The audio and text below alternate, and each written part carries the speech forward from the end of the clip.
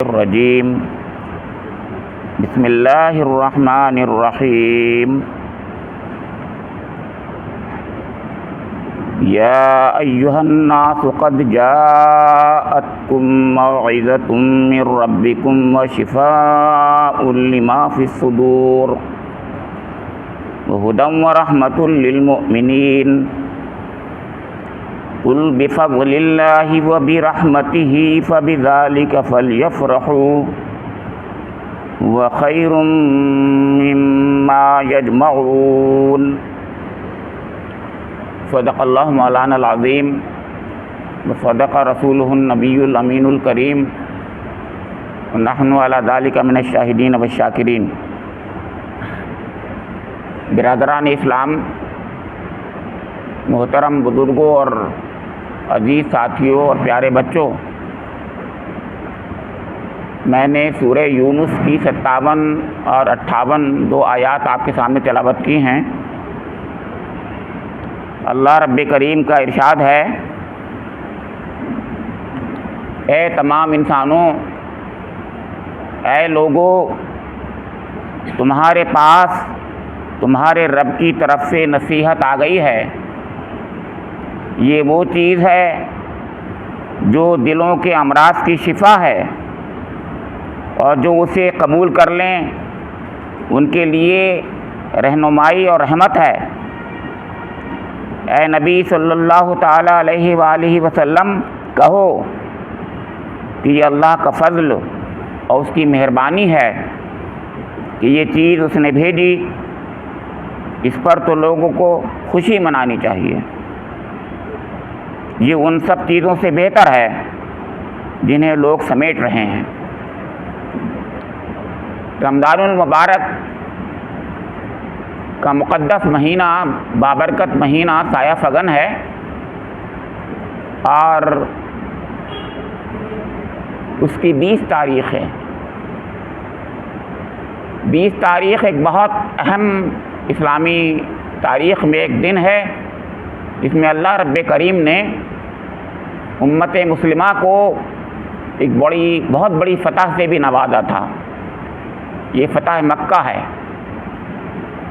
اس سے پہلے ہی 3 دن قبل جو 17 تاریخ تھی، اس میں اللہ رب کریم نے غزوہ بدر میں مومنین کو فتح نصیب فرما کر ایک فرقان عطا فرما دیا تھا۔ یہ بھی بہت اہم تاریخ ہے، یعنی گویا 2 تاریخیں جس کا میں ذکر کر رہا ہوں، ایسی بہت سی تاریخیں ہیں۔ 24 تاریخ کو حدیثوں میں آتا ہے کہ یہ قرآن پاک نازل ہوا، اور اس کے علاوہ توریت، انجیل، زبور، صحف موسیٰ، صحف ابراہیم، یہ تمام صحیفے اللہ تعالیٰ کی مقدس کتابیں اسی رمضان المبارک میں نازل ہوئیں۔ تو گویا رمضان المبارک اور اللہ کی کتابوں میں، یعنی کتب ہدایت میں، کتب مقدسہ میں جو آپس میں ایک ربط ہے، وہ رمضان المبارک کا سمجھ میں آ رہا ہے کہ رمضان المبارک میں جو برکات اور انوار الہیہ کا ظہور ہوتا ہے وہ کسی اور مہینے میں نہیں ہوتا۔ اور اللہ رب کریم نے اسی مہینے میں ایک رات رکھی جس کو شب قدر بھی کہتے ہیں، قرآن میں شب قدر بھی کہا ہے، اس کو لیلہ مبارک بھی کہا ہے، لیلۃ مبارکۃ بھی کہا ہے سورہ دخان میں۔ تو اسی مہینے میں وہ بھی ہے، قرآن پاک اسی رات میں نازل ہوا۔ تو یہ گویا یہ مہینہ، یہ راتیں بہت ہی مبارک ہیں۔ اللہ رب کریم کا بہت ہی احسان، بے پایا احسان ہے، خاص طور سے ان لوگوں پر جو اس سے فائدہ اٹھا رہے ہیں، جن کو رب کریم نے توفیق بخشی ہے کہ اس سے خاطر خواہ فائدہ اٹھا رہے ہیں روزے رکھ کر، اور رمضان المبارک کے ساتھ خاص تعلق قائم کر کے کہ اس میں تراویح میں اس کو سن کر اور الگ سے تلاوت کر کے اپنے قلوب کی صفائی کرنا چاہتے ہیں وہ لوگ۔ یہ بات میں نے ایسی نہیں کہی تھی، بلکہ آج کی آیات میں جو باتیں کہی گئی ہیں وہ یہی بتا رہی ہیں دیکھیے، سب سے پہلے میں نے جو درس دیا تھا رمضان المبارک کے پہلے ہفتے میں، اس میں یہ بات تھی جو سورہ البقرہ کی 183 سے 185 3 آیات کا میں نے درس دیا تھا۔ پہلے یہ بتایا گیا ہے اس کے اندر کہ روزے کو اللہ تعالیٰ نے فرض اس لیے کیا ہے تاکہ تقوی ہمارے اندر پیدا ہو۔ تیسری آیت میں جو 185ویں آیت ہے، اس میں رب کریم کا ارشاد ہے کہ شہر رمضان الذی انزل فیہ القرآن ھدی للناس وبینات من الھدی والفرقان۔ رمضان کا مہینہ وہ ہے جس میں قرآن پاک نازل ہوا۔ قرآن پاک کیا ہے؟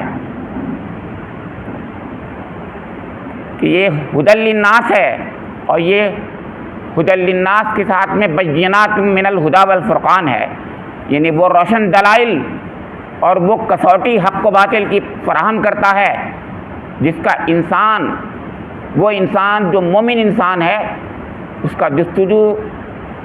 کی جستجو کرتا رہا ہے جو اس کی مطلوب ہے۔ یہ ہے وہ مہینہ۔ اور اس کے بعد اگلا درس جو ہمارے ادریس صاحب نے دیا، اس میں پہلا خطاب جو قرآن پاک کا ہے اس کا ذکر تھا۔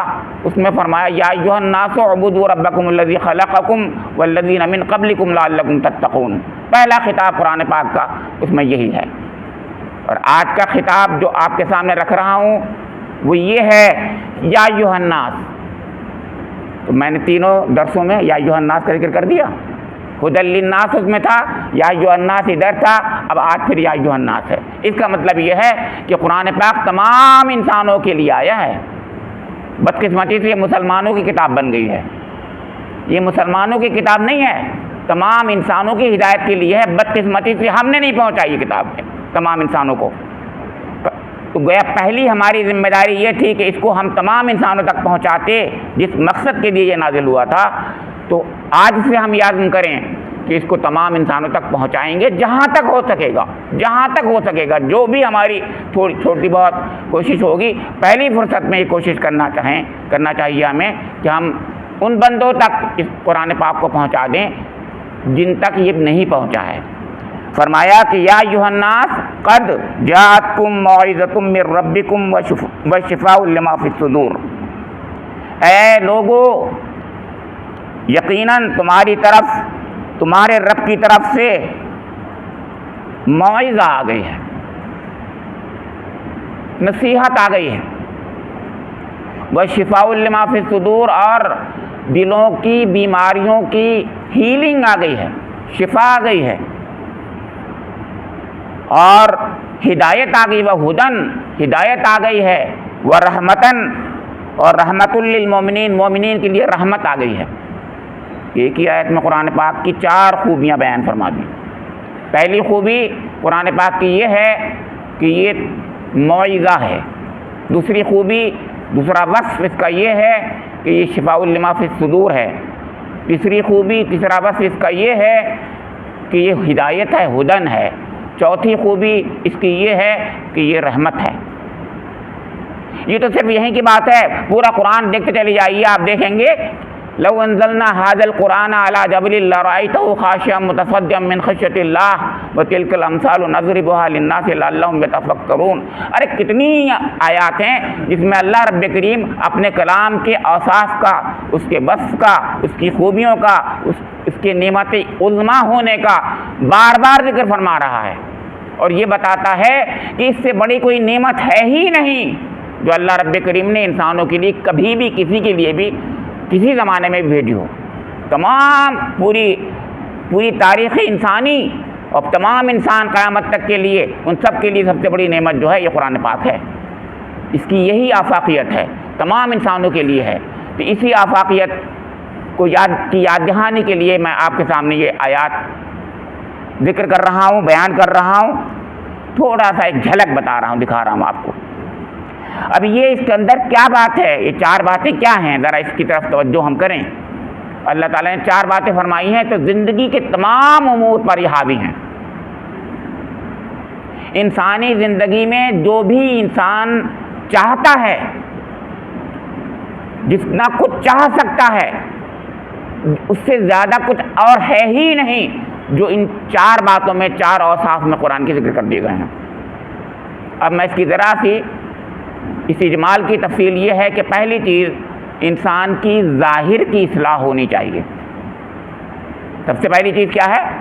انسان کے اندر بہت سی خرابیاں ہوتی ہیں. کون انسان ہے جو غلطیوں سے مبرہ ہوتا ہے؟ کون انسان ہے جس سے غلطی نہیں ہوتی؟ کون انسان ہے جس سے گناہ نہیں ہوتے؟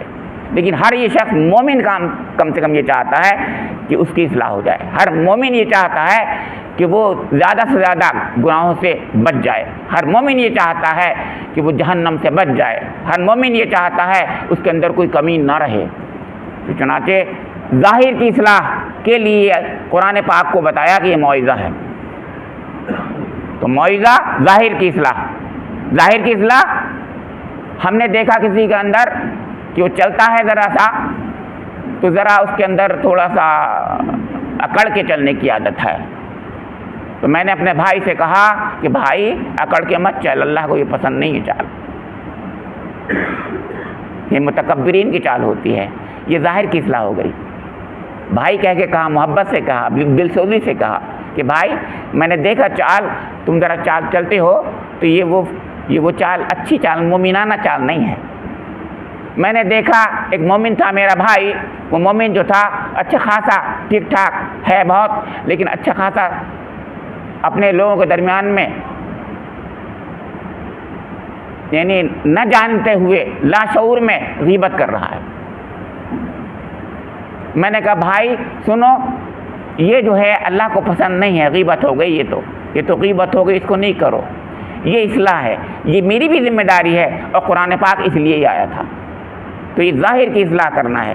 تو جتنی بھی ہمارے کے اندر جو نظر آتی ہیں خرابیاں، میرا بھائی، میری بہن، میری ماں، میری بیٹی، اس کی بھی ذمہ داری سب کی ہے کہ بہت محبت سے، بہت پیار سے، بہت تڑپ سے رو کر رات میں اور دن میں، رات اور دن یہ سوچ کر کہ میرا بھائی میری بہن جو ہے ٹھیک ہو جائے، میں کیسے اس کو سمجھاؤں کہ یہ ٹھیک ہو جائے. یہ ہے موعظہ. یاد رکھیے، موعظہ وہ نہیں ہوتی کہ ہم بہت اس کے سامنے کہیں تیرے اندر یہ خرابی ہے ٹھیک کر لے، نہیں، بلکہ بہت محبت سے کہیں اس سے کہ تم تو بہت اچھے ہو بھائی، اور زیادہ اچھے ہو جاؤ، بہت اچھے ہو، سب سے زیادہ اچھے ہو جاؤ. میرا دل یہ کہتا ہے، میری تمنا یہ ہے کہ تم سب سے اچھے ہو جاؤ. یہ ہے اصلی مومنانہ صفت جس کو قرآن ہمارے اندر پیدا کرنا چاہتا ہے. تو یہ قرآن موعظہ ہے، اس کو واعظ کہتے ہیں. میں نے اس سے پہلے بھی بارہا یہ بات کہی ہے کہ اب واعظ نہیں ہوتے، اب تقریریں ہوتی ہیں. پہلے واعظ ہوا کرتے تھے، اس کا اثر ہوتا تھا، وہ اصلاح کرتے تھے. وہ لوگ حقیقت میں وہ سوچتے تھے کہ مجھے کیا کہنا ہے، ہمارے معاشرے میں کیا خرابیاں ہیں، ان کی طرف توجہ دلانے کے لیے وہ واعظ کہتے تھے. آج بھی ہم لوگوں کو یہ سوچنا چاہیے کہ ہم نے معاشرے میں جو خرابیاں ہیں اس کی طرف توجہ دلانے کے لیے دل سوزی سے ان کے سامنے محبت اور دل سوزی اور تڑپ کے ساتھ ان کی اصلاح کرنے کی کوشش کریں. قرآن کا کام یہی ہے. یا ایھا الناس قد جاءتکم موعظۃ من ربکم، تمہارے رب کی طرف سے موعظہ ہے. دوسری بات فرمائی وشفاء لما فی الصدور، اور دلوں میں جو روگ ہوتے ہیں، دلوں میں جو بیماریاں ہوتی ہیں، اس کی ہیلنگ ہے، اس کی شفا ہے. بیماری کی شفا کی ابھی دعا مانگی گئی. ہم ہر وقت دعا مانگتے ہیں. کون ایسا ہے جس کے اندر کوئی بیماری کبھی نہ آئی ہو؟ ہر شخص بیمار کبھی نہ کبھی تو رہا ہے. تو بیماری سے شفا کے لیے دعا مانگنا سنت اللہ بھی ہے، سنت رسول بھی ہے. اللہ کی طرف اللہ نے بھی چاہا ہے کہ ایسا کرے بندہ، دعا مانگے ہم سے. وقال ربکم ادعونی استجب لکم، مجھ سے مانگو، ہر چیز کو مجھ سے مانگو، دعا بھی مجھ سے مانگو. اور دعا سب سے پہلے ہے قال ربکم ادعونی، یہ دعا کا لفظ اس میں خود بخود ہے. مجھے پکارو میں دعا ہی کی بات ہے خاص طور سے. اس سے زیادہ اور واضح کوئی اور بات دعا نہیں ہو سکتی. میں نے ویسے بھی پکارتا ہے انسان، لیکن یہاں ادعونی میں جو کہا ہے وہ دعا کی بات ہی ہے. وَإِذَا سَأَلَكَ عِبَادِي عَنِّي فَإِنِّي قَرِيبٌ أُجِيبُ دَعْوَةَ الدَّاعِ إِذَا دَعَانِ فَلْيَسْتَجِيبُوا لِي وَلْيُؤْمِنُوا بِي لَعَلَّهُمْ يَرْشُدُونَ. یہ انہی آیات کے بعد جو ہم نے درس دیا تھا 185 کے بعد 186 اور 87 آیت میں ہے. تو فرمایا جا رہا ہے کہ ہم جو ہیں یہ جو دلوں میں جو روگ ہیں، دلوں میں روگ دو قسم کے ہوتے ہیں. وہ روگ نہیں جس کو آج کل جو ہے ہمارا کارڈیولوجسٹ جو ہے اس کی دوا دیتا ہے، جو میڈیکل کالج میں کارڈیولوجی کا ڈپارٹمنٹ جس کے لیے ہے. ایک اور مرض ہے، یہ مرض جو ہے دو قسم کے میں ہیں، دو قسم کے مرض ہیں، یہ امراض ہیں. ایک تو عقائد کی لائن سے امراض ہیں، ایک اخلاق کی لائن سے ہمارے اندر ہیں. عقائد کی لائن سے کیا ہے وہ ہمیں پتہ نہیں ہے، کفر، شرک، نفاق. اخلاق کی لائن سے بھی ہیں تین ہی چیزیں، بغض، کینہ، حسد. تو یہ بغض، کینہ، حسد، یہ بھی تین بیماریاں ہیں جو اخلاق کی لائن سے ہیں، اور عقائد کی لائن سے کفر، شرک اور نفاق تین چیزیں ہیں جو ہیں یہ ہمارے اندر انجانے میں آئی ہوئی ہیں. کوئی بھی ہم سے اس سے مبرر نہیں ہے. آپ کہتے ہیں کفر تو ہم تو کرتے ہی نہیں ہیں. ارے میاں بار بار ہم تو وہ کر رہے ہیں کہ یہ بات سمجھ میں نہیں آ رہی ہمارے، ہم حق پر پردہ ڈالنے کی کوشش کرتے ہیں، بار بار ایسا کرتے ہیں، انجانے میں کر رہے ہیں. صحیح، کفر کر دیتے ہیں انجانے میں. شرک خفی سے تو کوئی بچا ہی نہیں ہے، اللہ بچائے رکھے، اس سے کوئی نہیں بچ پا رہا ہے. دعا مانگیں گے تو اللہ تعالیٰ بچا لے گا ہمیں، ورنہ بچ نہیں سکتے شرک خفی سے. ہر شخص اس میں ملوث ہے، جانے اور انجانے کر رہا ہے. اس نے کہا کہ یہ کونین جو ہے، کونین تو اب نہیں کہتے، زیادہ پرانی بات ہو گئی. میں کوئی بھی دوا لے لیجئے، فلاں دوا جو ہے صاحب وہ تو اس مرض کو دور کر دیتی ہے، اور فلاں ڈاکٹر صاحب جو ہیں وہ تو بالکل ٹھیک کر دیتے ہیں مریض کو. نہ ڈاکٹر ٹھیک کرتا ہے نہ دوا ٹھیک کرتی ہے، اللہ کرتا ہے. یہ شرک ہے. اگر آپ نے ایسے بار بار کہا اور اپنی اصلاح نہیں کی اور دل میں یہ نہیں سوچا کہ نہیں اصلی تو اللہ تعالیٰ ہے جس نے ٹھیک کیا ہے، یہ دوا تو ایک ذریعہ بنی ہے اللہ کی طرف سے. یہ کہہ رہا ہوں، میں بتا رہا ہوں شرک کیسے کرتے ہوتے ہیں ہم انجانے میں. ایسے ہی نفاق، ارے بار بار نفاق آتا. حضور نے فرمایا جھوٹ بولنے والا بھی منافق ہوتا ہے.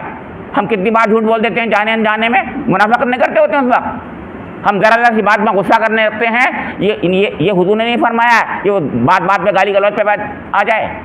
4 خصلتیں بتائی تھیں، تو یہ تمام چیزیں ہمارے اندر آ جاتی ہیں جانے انجانے میں. نفاق بھی ہمارے اندر آتا ہے، کفر بھی ہمارے اندر آتا ہے، شرک بھی ہمارا. قرآن پاک ان سب کے لیے ہیلنگ ہے.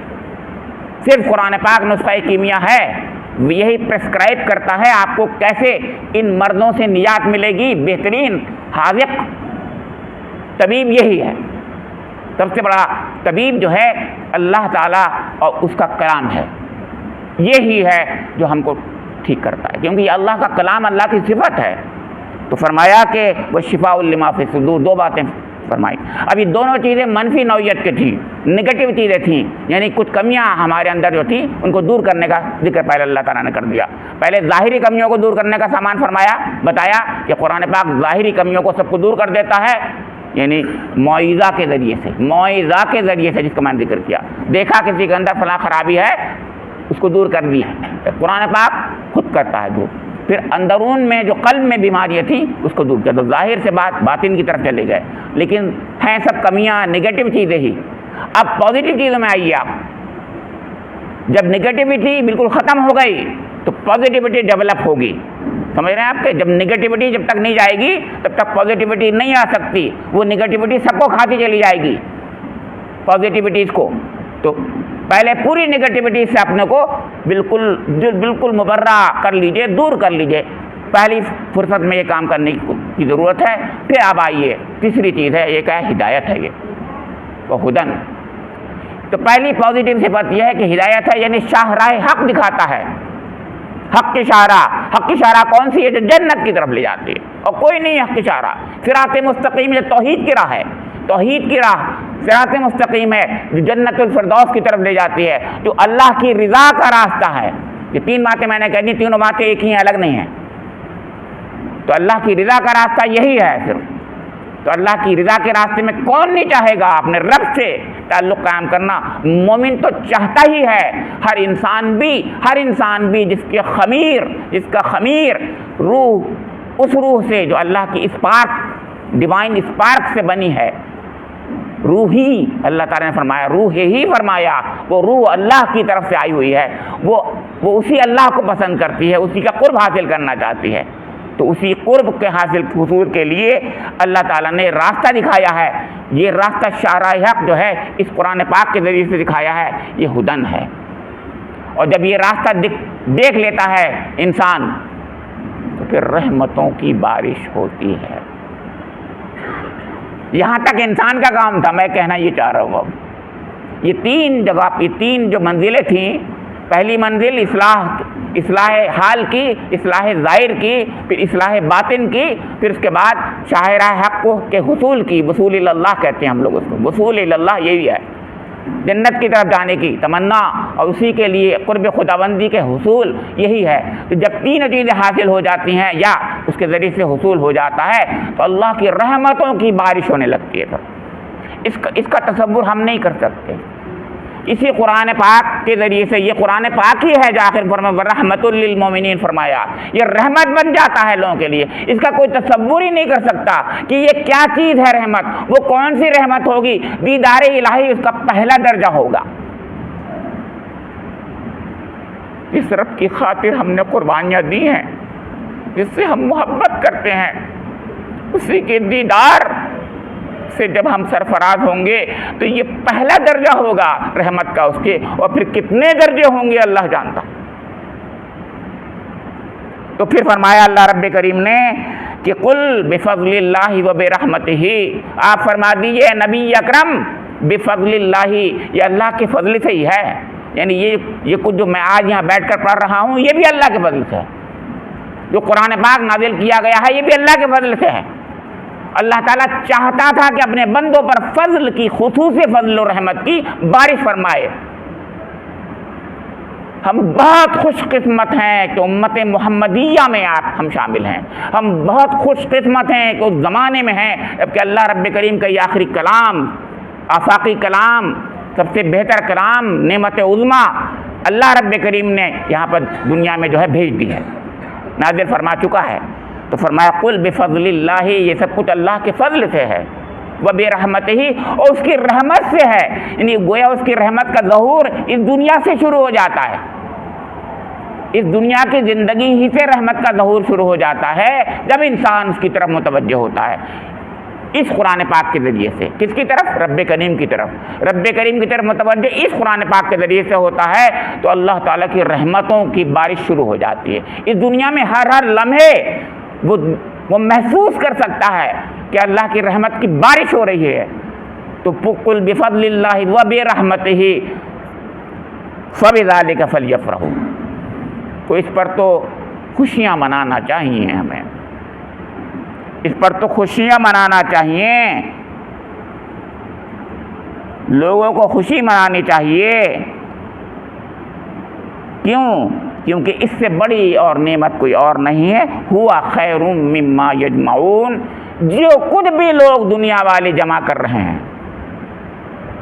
میٹیریل ٹرم میں جتنا کچھ انہوں نے سوچا ہے، تھنک کیا ہے میٹیریل ٹرم میں، ان سب سے لاکھوں گنا یہ زیادہ بڑا ہے جس کو اللہ رب کریم کیا دے دے؟ قرآن پاک دے دے. قرآن پاک سے محبت دے دے، قرآن پاک کی ہدایت دے دے، قرآن پاک سے تعلق دے دے، قرآن پاک والا مہینہ دے دے. قرآن پاک کے مہینے میں جو ہے اللہ تعالیٰ تراویح کے ساتھ اس کے اندر پڑھنے کی توفیق دے دے، قرآن پاک کی تلاوت کرنے کی توفیق دے دے. اس سے بڑی بات کوئی نہیں ہے بھائیو. اللہ رب کریم سے میری دعا ہے کہ مجھے اور آپ لوگوں کو قرآن پاک کو سمجھنے کی، اس کے مطابق عمل کرنے کی، اس کی عظمتوں کو سمجھنے کی توفیق نصیب فرما دے. اس کے ذریعے سے رب کریم وہ اپنی رضا، اس قرب سے نواز دے جو رب کریم مومنین کو، صالحین کو عنایت فرمائے گا. ربنا تقبل منا انک انت السمیع العلیم وتب علینا انک انت التواب الرحیم وآخر دعوانا ان الحمد للہ رب العالمین.